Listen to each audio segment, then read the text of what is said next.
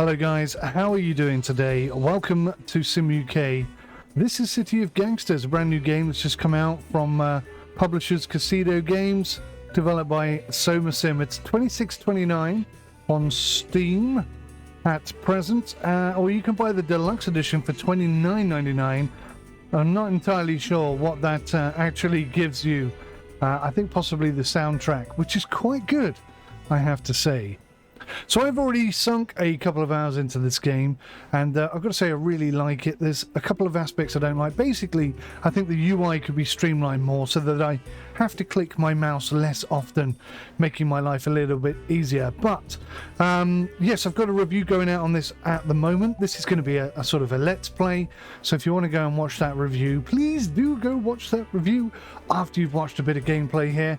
I'm just going to play a little bit of time. It's going to be like a first look video. I'm going to be doing the tutorial and just basically talking you through what I've learned so far, which is not much. This is a big game. This is going to take a lot of time to completely dominate and control. Maybe as you get bigger as a gangster, then things start to snowball a bit more, but we're not probably going to get into it that deep today. But we are going to see quite a lot of stuff.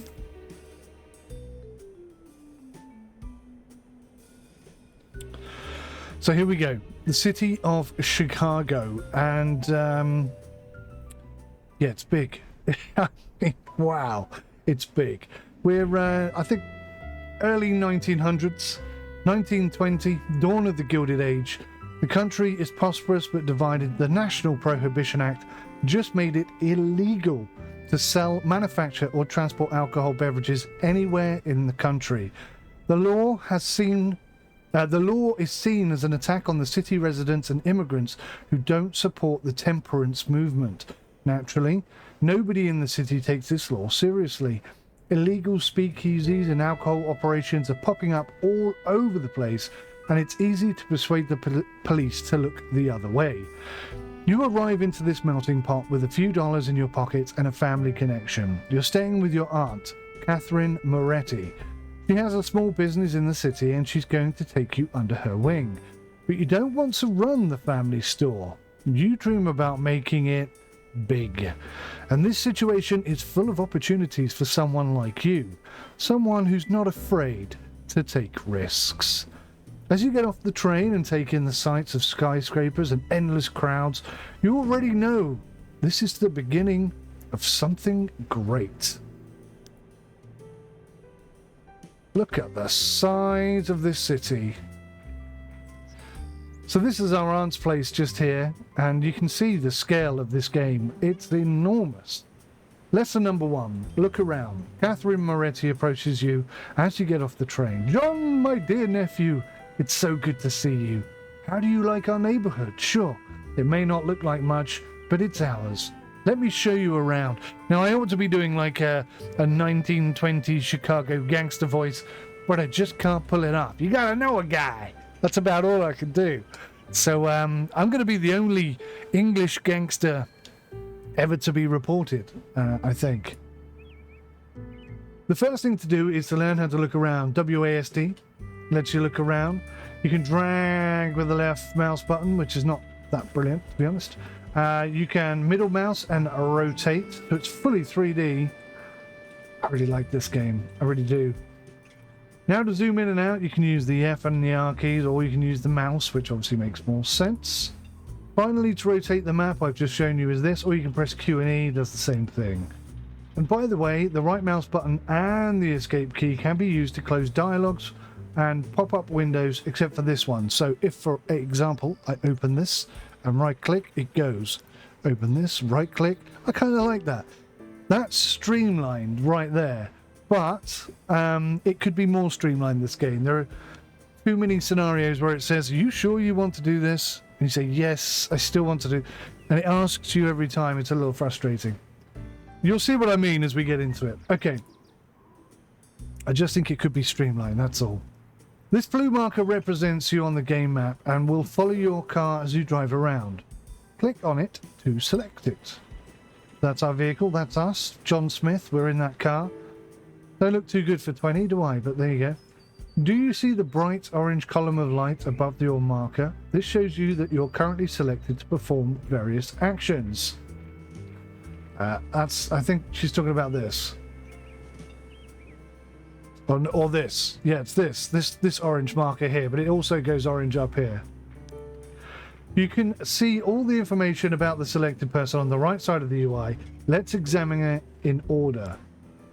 First is the person's mugshot. Same as you on the marker, so it's easy to identify who's who, because you're going to expand.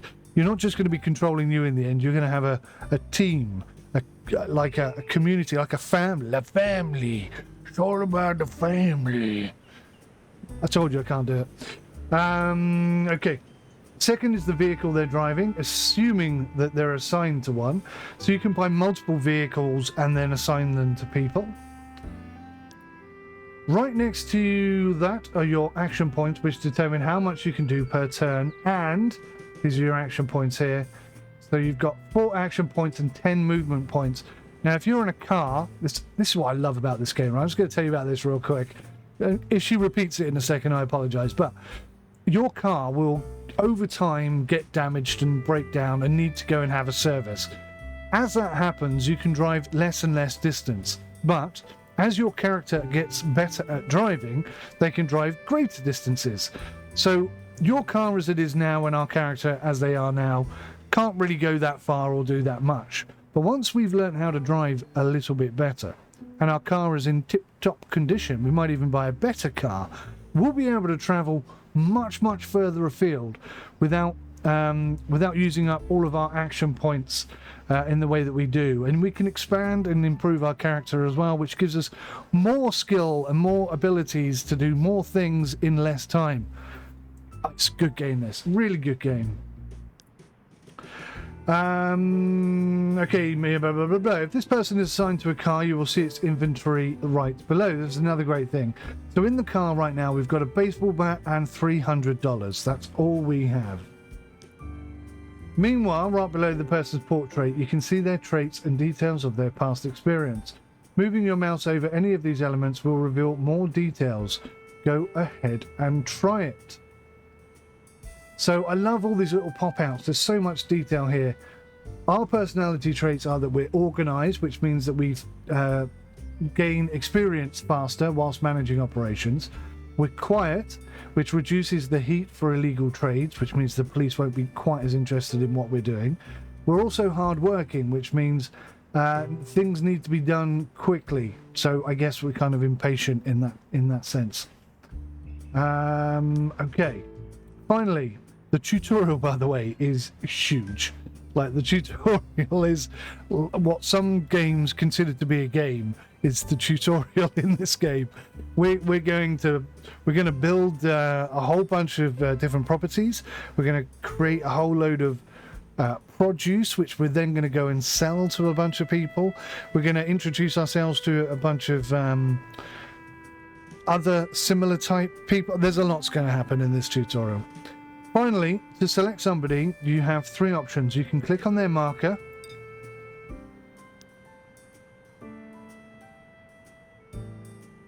Oh, I didn't read all of that because I clicked on the thing too early, sorry. Okay, let's take a look at your cash and vehicles. Up here you can see your cash. This is the total stored in all of your buildings and vehicles. Be careful not to have too much cash on you at all times. Always have a little something stashed somewhere else, is my advice to you. Move your mouse over it so you can see how much you have in which location, and also how much you've gained or lost during your last turn. Next to your vehicles, your cars and your trucks. Next to each you will have the number owned and the maximum number you can handle at the moment. As you expand, you can handle more. You will need parking spaces or repair shops to increase the maximum number. And to the left of that are your corners. Now, the whole game is based on corners. If you know Chicago in America, fundamentally they're built on grid systems. So each corner is like a block. It's how many blocks you own. Right now your crew is just you by yourself. You will be able to hire more people once you expand your territory a bit. Mouse over it to see more details. And you can't now because we're in the tutorial, but there you go.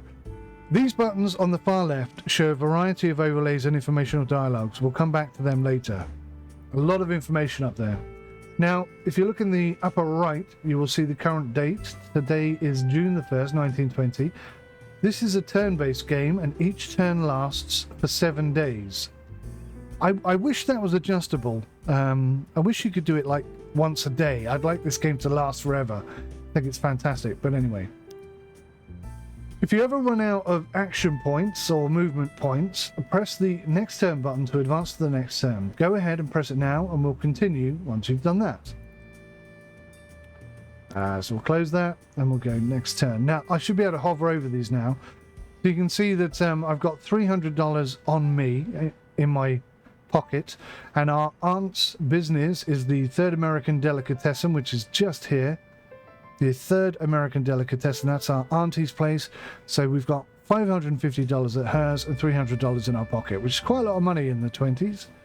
You can see we've got no trucks. We can only own one. We've got one car, and we've got a crew of one, and we've got basically one corner, which is where our aunt lives. Right, let's go next turn. As you can see, the date advanced to June 8th, 1920. On each turn, all of your action points and movement points get refilled. Now this building here is going to be your safe house. Let's take a look inside. Click on the marker to open the building info dialog. From the outside, this looks like a regular business operated by myself, your aunt, Catherine, but inside there's plenty of storage and room to start a new operation. Let's look at this in order. First, click on this business tab. It's a blue tab on the side of the dialog window, just here. Oh, this one. This one? Yes, this is the legal business. I got confused then. This is the legal business here. A warren of shelves and storage racks. This small warehouse is a maze of crates, boxes, and barrels. Basically, we don't need to have any ingredients to produce stuff here. We just need time. So in time, we'll have 12 malt syrup barrels, and we'll actually utilize some of those barrels to make some other stuff later on. So every 28 days, we get another 12 malt syrup barrels. So it's worth noting that. This is a legitimate business that I've been running. It'll provide cover for whatever operation you'll want to set up. Now click on the storage tab. This is like a room in the back, basically. And you can see that we've got 110 crocks of homemade beer. Now, we can stick those in the back of the car, but the car, if we click with the left mouse button, it's one at a time. Right mouse button closes the screen. What I meant to do, let me try that again, it's shift and left click. And basically that puts as many of these in the back of the car as we can possibly get. Or you can press control and do it in lots of 10.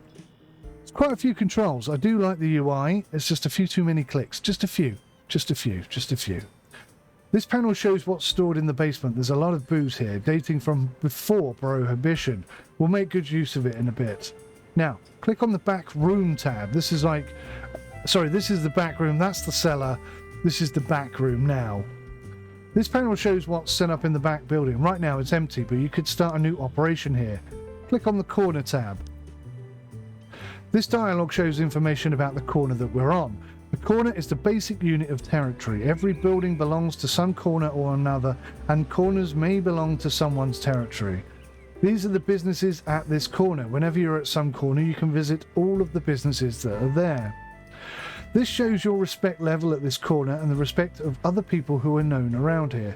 Because you have very high respect level, thanks to me telling people about you, this corner became part of your territory. And basically that's how you'll expand, is you'll have people who promote you to the people who live on certain corners and certain streets. That allows you to take control of that street. You can also use some of the money that you have to invest in the community, like if there's a parade, maybe you could buy some flags and really like beef up the parade so that people go, oh, he's a nice guy, he does good things for the community, we like him, let's sort of let him lead the corner. So it is. Conversely, this is the heat level. At this corner, mouse over it to get more details. Illegal activity generates heat, and heat attracts police attention. At the moment, we've got none. Speaking of the devil, here is information about the police precinct we're in. Mouse over it to get more detail. So far it's been quiet, and quiet is good for business. The precinct is over here somewhere. You'll notice that only some of the city is in colour. That's because we have yet to discover the rest of it. I mean, look how big this is. It's huge. It's absolutely enormous. To take over the entire city is going to take quite some time. Goodness me. Right. Okay, let's close this now and get back to our safe house. This is me, your dear Aunt Catherine. I told your parents I'd take you in and help you get started in the city. Let's close this dialogue for now. I've been beating my gums for a while now. Let's go for a walk instead. Agreed. See this business here? It's on the same corner as we are. Let's pay them a visit. Click on the marker to visit the owner. We are now visiting Benjamin Mitchell, who runs Benjamin's Baking Co. We'll have a chat in 1 second, but first let's find out more about them. Move your mouse over the portrait and you will get a variety of useful details about them. Their traits and their temperaments are useful to know. They will impact your dealings with them. Ethnicity is also important, as people of the same ethnicity as you will be more friendly towards you. Racists! So this is Benjamin Mitchell, who works at Benjamin's Baking Co. He's an acquaintance, he's 44 years old, and he's American. His personality traits are, he's friendly, that decreases the cost of gaining control of a new building, decreases the impact of negative social actions as well. Okay. This meter shows how they feel about you. Mouse over it to get more information. You can see he's quite friendly towards us, and it tells you why. It gives you a breakdown of why he's friendly towards us. And we've also got 2 favours that he owes us. This person also owes you a favour or 2. You will be able to spend them later, but choose carefully. They don't come often. Now, let's look over here. This is where we can strike up a friendly conversation with this person. You can see what they're saying on the left, and we can choose our response on the right. Go ahead and select the first option to ask about buying and selling. So this is an area I think could be streamlined a little bit more. It can get a bit laborious. I think, for example, let's say we want to buy 12 loaves of bread off him every week. Well, okay, but let's negotiate a better price. But every time you go and speak to him, you're going to have to negotiate that price again. I just feel like if you've negotiated a price, that should be the price. Maybe there should be an option for negotiating a one-off special price, and a weekly price, and a monthly price, and a forever price, that kind of thing. And maybe that changes over time as well. But at the moment, it's just this bit is a little bit repetitive, I've got to say. Let's talk about buying and selling. If you wanted to buy or sell something, this is how you go about it. But there's another way, another thing we should have checked out. Let's see who they know. Click on that connections button highlighted in the upper left part of the screen. Who does he know? So he knows me, he knows our aunt, and he knows Joseph Foster. Another acquaintance, 45 years old, works at First American Fruit and Vegetables. This dialogue displays many more details about this person, including personal info and, most importantly, all the connections we know about, which are limited for the time being. Connections are going to be crucial for you. If you're trying to buy or sell any alcohol these days, you gotta know folks who, like you, and who trust you. You'll need to learn how these work. You'll need to learn how to work those connections to get what you need. But that's for later. For now, close this dialogue box. How about a change of scenery? Let's go for a ride. You drive. So she wants to go to the First American Fruit and Vegetables, which is not this massive building here. It's actually the building behind it. If I can rotate, there we go. This tiny little building here. So let's just come up to the street. Now, which street do I need to be on? I'm thinking this one. Oh, here's another nearby business. This one is 1 corner away. Click on its marker and let's see what happens. Okay, let's Let's follow the tutorial. As you can see, some information is displayed, but we're too far to visit. You'll need to drive over there to actually talk to the business owner, which is what I was just trying to do. This is something you will run into often. You'll order in order to get things done. You or one of your people need to actually physically go there and talk to somebody. So let's drive there. Click on your marker to select yourself as the active crew member, and now right click on the location closest to that business. Now I'd say that either of those squares were valid because he's kind of right in the middle, but let's just go to this one. Save ourselves a point. You can see that markers on businesses change colour as you drive. The businesses on the same corner as you turn green to indicate that you can visit them. Conversely, the businesses that are too far away turn dark green. So, trying to... Well, we can't visit here, but that's sort of dark blue, so I can't see a good example. But anyway, she's correct. Seeing as this is all copacetic, I don't know what that word is. Seeing as this is all copacetic, I have a task for you to try on your own. Fair enough. Drive around until you find your cousin 𝐒𝐲𝐕 𝐬𝐿. He runs a little Budapest noodle stand nearby. He'll be able to liquidate some of the illegal inventory we've got stashed in the basement. I won't tell you where Little Budapest newsstand is located. That's your first task, but it is near here. Find him and pay him a visit. I'll leave you alone for now, and remember, if you ever run out of movement points, just hit the next button. So, I actually can't remember where he is, truth be told. Have a little drive around and see what we can find. See the question marks? As you drive near them, they should unlock.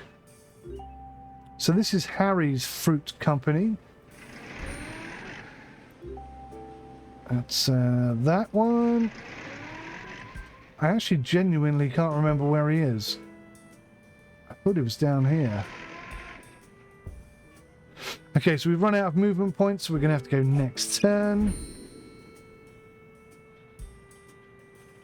So we've got a pharmacist. We have a hotel.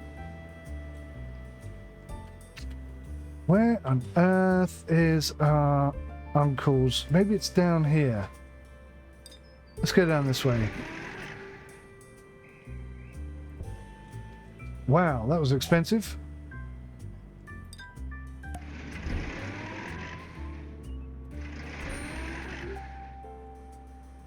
So it's taken me 2 weeks and I've still not found him. Where the heck is he? I wonder if he's in a different place.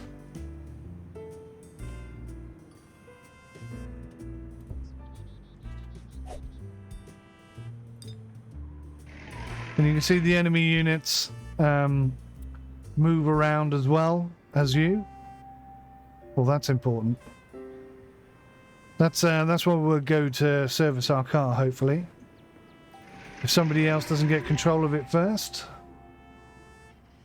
Where on earth is his business? Let me think about this. So, it was kind of... Maybe he's up here.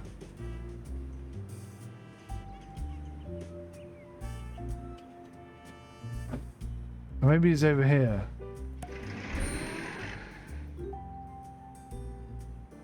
Cafe Moscow. Eva's American Delicatessen.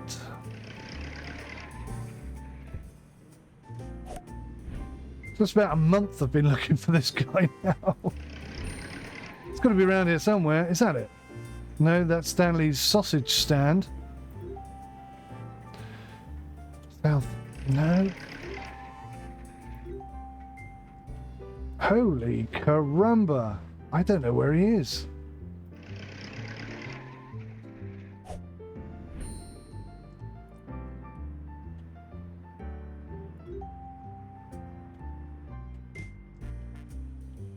And the whole time I'm looking for him, other people are taking control of other corners, which is not good, because we want them. Right, let's head up. I wonder if he is in a different location. That would be pretty cool if that is the case. So it means no two playthroughs are going to be the same, are they?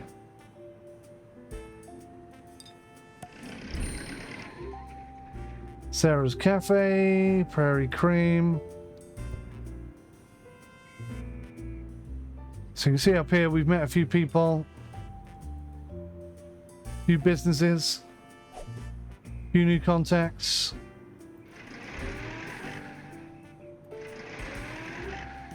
There's the police station. Holy banana ramas. I swear it was over here.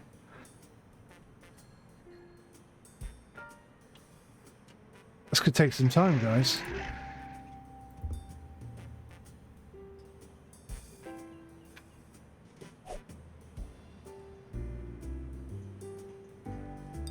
Do you see how I have to keep clicking on the car? That is a real frustration. That's what we're looking for, is a newsstand thing like this. I was just there. Huh. Uh-huh.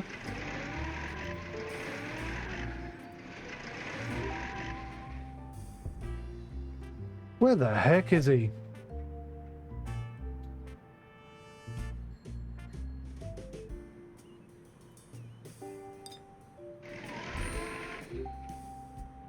That's a little Hamburg.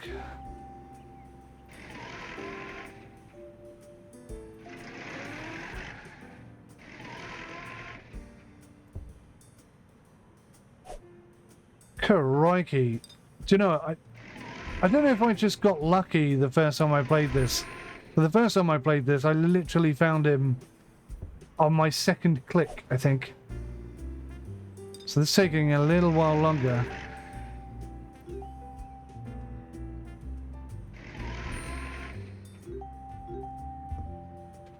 We're unlocking a lot of good stuff, though. Lots of bricks and lumber yards and stuff like that. Buy lumber from there. Holy cripes. I think there's two there. A restaurant. Oh my gosh. You see how that's irritating? I have to keep clicking on my car every time I do something. Things like that I think need to be ironed out. Just because I click on next turn doesn't mean I want to disconnect from the character I'm currently on. This is madness. Where the hell is he? I've literally discovered... Oh, is he there? Oh my word. All that exploring. Oh wow. Pay attention more. Looks like you can sell him some of the homemade beer we got stashed away. I want to sell some homemade beer. I might have... let's talk about the cost. Let's talk about an exclusive trade agreement. I think it might benefit us both. What do you have in mind? This way, the way this works is you agree to only do business with me and not our other outfit. And no other outfit. Your connections are too valuable to me to share them with competition. In exchange, I'll pay you, and generously, but you'll have to commit for an extended period of time. And what happens if I say no? What do you mean? Nothing happens. It's a free country. You can do as you please. But I think you should at least think about it. I suppose I could start sending other customers away empty-handed for a while, but it will cost you $75 for the loss of business I'm going to incur. That's rather steep, don't you think?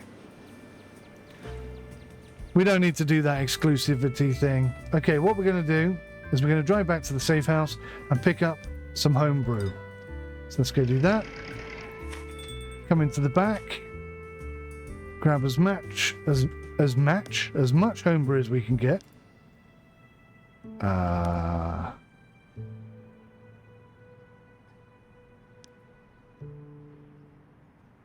Okay, and now we're going to come back here. Having to select my car again. Okay, I have some homemade beer. I have some in the car, and we're going to shift. So he wants to buy 17. Excellent. Oh, she wants me to view the storage panel. Good, we're all done here. Close the dialogue. And now go back to Harvey and sell him as much homemade beer as he's willing to take. I'll leave you alone till you're done. Right. I've just sold some homemade beer to Harvey.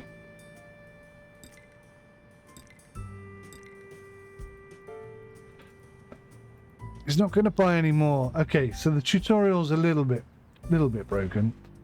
Purely because I sort of jumped ahead and I sold him some beer. And yeah, I sold him the beer before she asked me to sell him the beer. So now she's waiting for me to sell him the beer. So what I have to do is I'm just going to have to like skip a couple of turns. Is one going to be enough? It might be. Let's try it. See if we can sell him one more bottle of beer. There we go. So that's how we get around that. If you look at the upper left, you'll see that your relationship with Harvey has improved a lot. Like maximum now.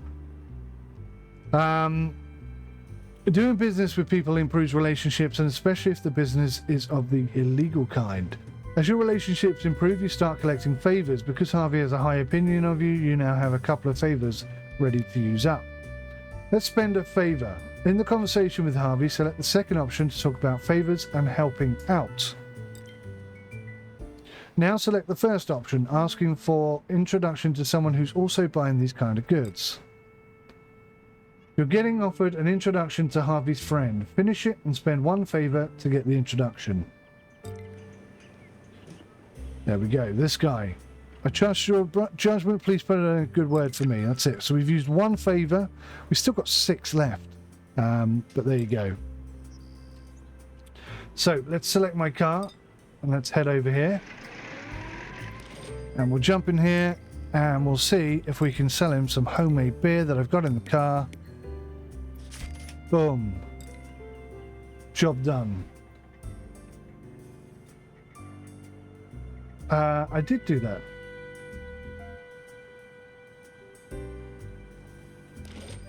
I've broken the tutorial again. Right, let's head back over here and see if I can do it a second time. Relationship, support, no,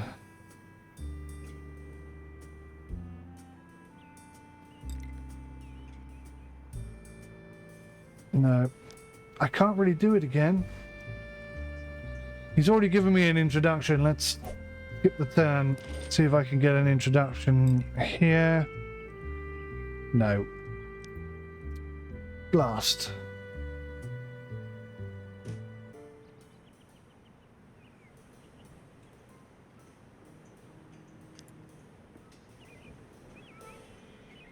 Okay, let me direct your attention over here. See this marker with the question mark icon? That's a business that hasn't been scoped out yet. We don't know what goes on there, but we can find out. If you're not there already, drive over to the corner so that the marker turns green. Once you're there, click on the question marker to scope it out. Go ahead, I'll wait. Okay, maybe if I slow it down a little bit. I mean, I'm trying to play this a little bit quickly because obviously you guys want to see as much as possible in the shortest amount of time. But really you should be sort of taking it easy, enjoying the game. It's a very chilled out, relaxed kind of game, this. Now let's talk about operations. This is where it gets fun though. The real money in this city comes from manufacturing and selling your own illegal alcohols. The Prohibition Act made booze making and distribution illegal and therefore incredibly profitable. As long as you don't get pinched, that is. To establish a new operation, you need a building to control with some empty space in the back. Fortunately, there's plenty of room in the back of the safe house, so we can establish a new operation there. Drive back to the safe house. I will drive back to the safe house as soon as you show me where I am. There I am. And where is the safe house?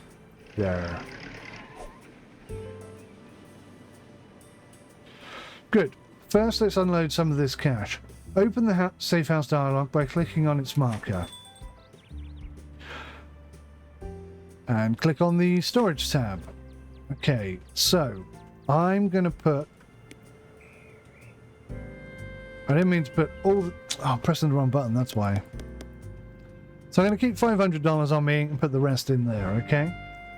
Now switch to the empty back room tab and start a new operation. As I mentioned, the back room is available. Press the new operation. There are various operations you can set up. These are just the ones you know how to run right now. In the future, you will learn about many more, but right now, you only know how to make a few things. Since you know several people who are interested in beer, let's build the homebrew operation and you'll be able to distribute it easily. Make sure that operation is selected and then press build. Homebrew operation, that's what she said, wasn't it? Yes. And we click build. So, she already makes the malt syrup, so we've got constant access to that. We need to get hold of some crocks. We need 50. Now, we need to have 50 before we can start producing anything. So if we've got 49, it's not like you're going to make 49 of them and then you need to go and get one more. It will not start production until you have all 50, so bear that in mind. And that will produce, basically, they'll merge together and produce homemade beer in crocks. Now, to build the expansion at the back of the house, we're going to need $600 and 4 lumber crates. And fortunately, I already have those. So we'll click on build. And it's going to take 35 days, which is 5 turns to build that. And I love that. I think that's brilliant. Too many games just go, ta-da, immediately there's your thing. Great. It will take a few turns until it's operational, but in the meantime, here's an overview of how this works. Here you can see the brewery consumes malt syrup and empty stoneware crocks in order to produce crocks full of homemade beer. Move your mouse over the different elements to see more details. We have 30 right now. Also, you already have enough malt syrup in storage, but you're missing stoneware crocks. You have to go and buy more because without supplies, this operation won't amount to much. And by the way, later on when you have more money and people, consider assigning a manager to this operation or installing some upgrades and expansions. They can make a world of difference in improving your profit margins. Well, isn't this the bee's knees? You're already starting new brewing operation, and with only a little bit of help from your aunt, your parents would be so proud. Which reminds me, I should write them. In the meantime, you should go and procure some stoneware crocks so that the operation can start producing some goods for sale. I'm not sure who sells them. You'll have to drive around and figure that out for yourself. Let's quickly take a look at some informational overlays and reports which are going to help you in various ways. In the upper left corner, you can see a variety of drop-downs with additional information. Click on the first one. This is the resource display. It shows you who you know that buys or sells specific resources. Go ahead and scroll down to stoneware crocks, which is there. And that highlights all the areas in the city where we can buy those from.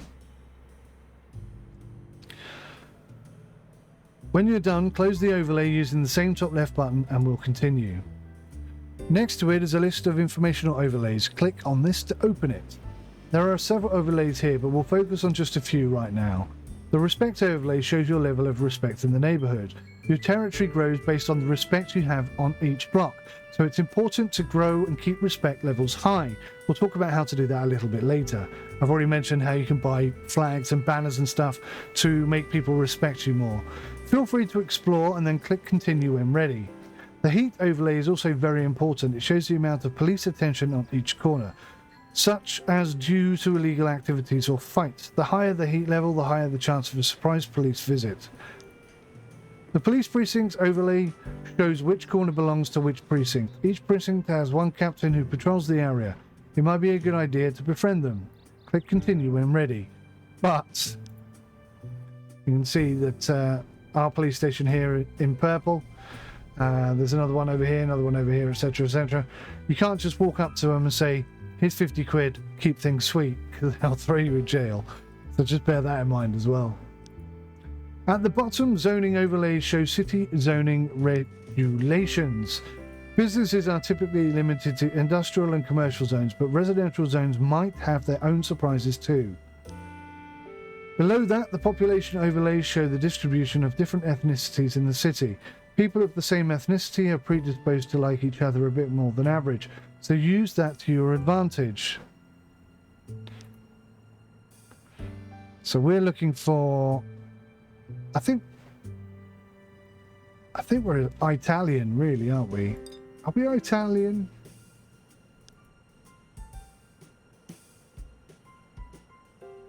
Do you know, I actually don't know if we are Italian. I think we're Italian. I don't know why I'm saying Italian like that. I'm still trying to do the accent, but I can't. So we would look for maybe some guys like this, and we can see that we got a few hotspots that we can definitely go tap up and get some good deals on. Now the third drop down is a collection of reports. Press that button to open it. This drop down list is a number of reports you consult related to different parts of the game. The financial report is probably the most immediately interesting one, but the others are going to be very useful as well. Feel free to look through them and then click continue. So you've got some legacy information and like click-throughs and stuff that's happened over time. Obviously you've got your finances. I love how it's like in a ledger, which is I think really nice.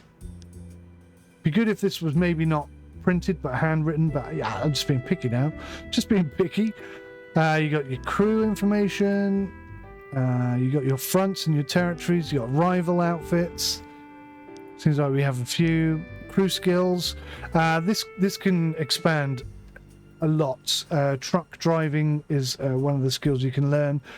Tobacco production, speakeasy management. There's a whole load of stuff that you can. A whole load of skills, learnable skills. So we got the following people lists people who are willing to teach you a skill as well as the skill they are offering. So Benjamin Mitchell is offering us, I don't know what that is. Malt making. Learn how to convert barley into malt syrup to supply your beer maker operations.